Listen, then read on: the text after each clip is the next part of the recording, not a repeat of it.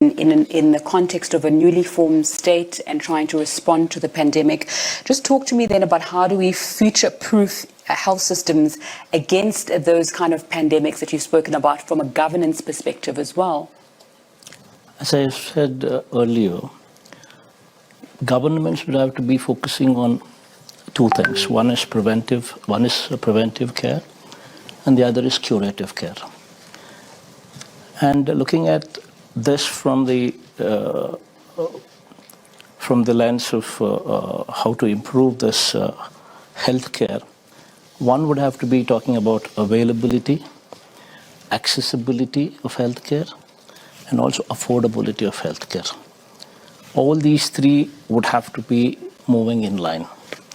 In order to do that, from my state's perspective as to how we have been wanting to move forward is, we've taken every 2,000 people, every population with every village with 2,000 population as a unit, and we're coming up with village clinics. Okay. And then we a unit and classifying it as mandal, and where we're coming up with 2 PHCs, primary health centers. These primary health centers would have 4 doctors, 2 of the doctors present in each of the PHC center, and they would be given an ambulance 104, and each of this doctor would be given their designated villages.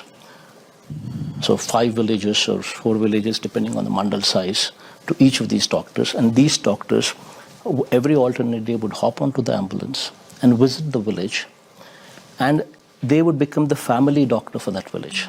Very soon the doctors, because they've been designated only those 4 villages, so they would start to identify people by names, and they would use this village clinic as a hub.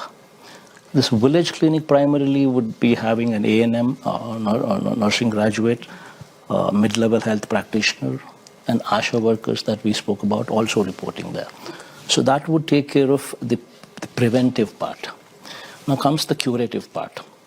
The curative part would be dealing with the community, with district hospitals, the teaching hospitals, and the area hospitals and the teaching hospitals are going to play a very critical role there. So there we're coming up with every parliament taken as a unit.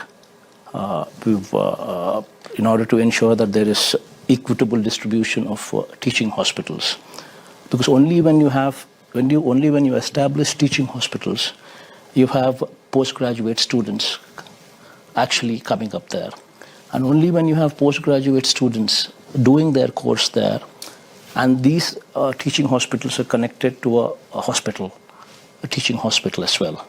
So teaching college and teaching hospital together would become the tertiary care that we are looking for. Okay. We're going to come back to that issue a little bit later on if we've got time. Catherine, when we're speaking about migration, is it correct to quantify it as a crisis, 1? And 2, what possibilities are there for planning scenarios where even if there is a crisis, there's resilience in healthcare services, and there's also a form of adequate care?